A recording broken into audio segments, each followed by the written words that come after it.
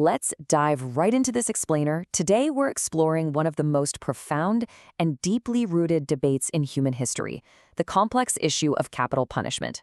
To really wrap our heads around this, I want you to imagine a simple analogy. Think about two different ways to handle a conflict on a playground.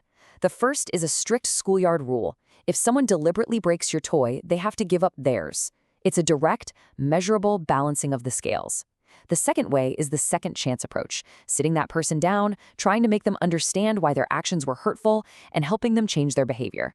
That foundational clash between a strict reciprocal penalty and the hope of reform perfectly captures the core tension between justice and mercy that we're going to be breaking down today.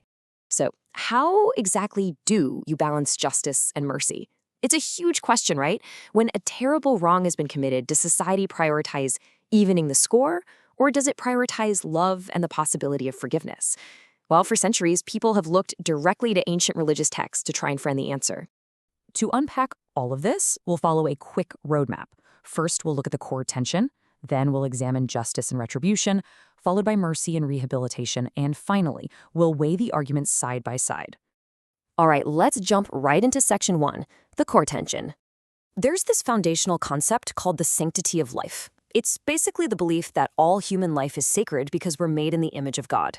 Now, you might assume an idea like that only supports one side of the debate. But the fascinating reality? Both sides literally use this exact same concept to reach completely opposite conclusions about the death penalty. As we go through the rest of this explainer, pay attention to how this single idea, that human life has ultimate value, gets interpreted in radically different ways. Which brings us to section 2, justice and retribution. Let's talk about retribution. Remember that strict schoolyard rule we talked about? You break my toy, you give up yours. Retribution is exactly that. The idea that if someone wrongs you, they should experience the very same thing in return. It's deeply rooted in early biblical texts, and it's not necessarily about malice. For many, it's about restoring a profound moral imbalance in the world. Nothing illustrates this better than the Old Testament perspective. Exodus chapter 21 plainly says, life for life, eye for eye.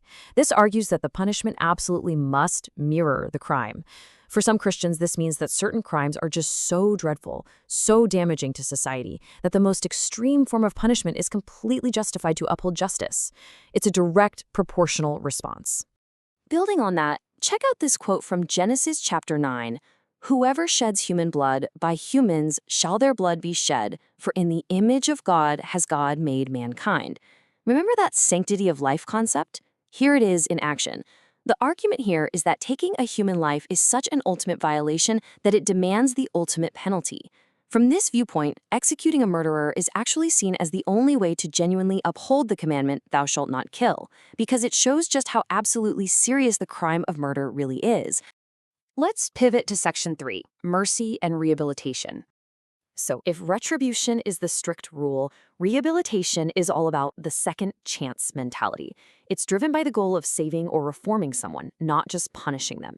And for folks opposing capital punishment, there is one undeniable, practical reality. You simply cannot reform a dead person.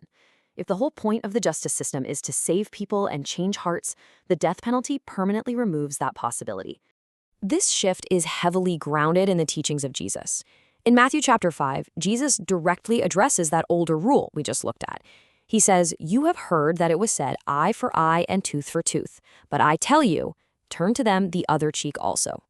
Here, we see Jesus actively updating the Old Testament teaching. He's suggesting that revenge, even mathematically proportional revenge, is the wrong approach. He pushes the overall message toward love, forgiveness, and breaking the cycle of violence altogether. The early church leader, St. Augustine, really hit the nail on the head here. He wrote, "Pity the person, hate the sin." The argument is that because life is sacred, only God has the right to give it and take it away. Plus, as Augustine points out, a person only gets the chance to repent for their sins while they're alive in this world. Ending their life prematurely literally removes their opportunity to seek forgiveness and turn things around. Moving right along to section 4, weighing the arguments. When you contrast these ideas directly, the evolution is incredibly clear. We see a massive shift from the Old Testament focus on mirroring the crime, eye for an eye, to Jesus' teachings, which focus almost entirely on breaking that cycle of revenge. The first seeks to balance the scales of justice, while the second seeks to transform the individuals involved. Weighing these out side by side really captures the full scope of the debate. On the for side, supporters argue that capital punishment upholds the severity of thou shalt not kill. But on the against side, opponents say do not kill means exactly that. Only God can take a life. We also see tensions around authority. St. Paul says to obey country laws, which could include the death penalty, right alongside Jesus' teaching that two wrongs don't make a right. And honestly, it's not just theological, it's highly practical. Some argue prison is just way too costly when society needs that money elsewhere, and that some crimes are just too dreadful to tolerate. But the counter-argument is devastatingly pragmatic. There is always a tragic risk of executing an innocent person. And again, you absolutely cannot reform someone who isn't alive. So, what should you really take away from this explainer? 3 main things.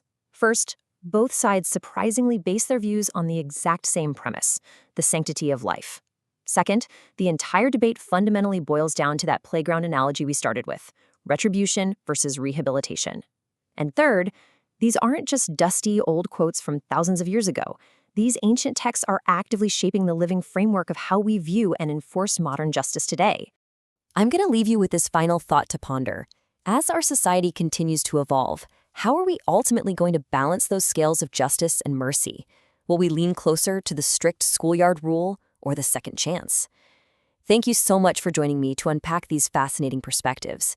Keep questioning, keep learning, and I'll see you next time.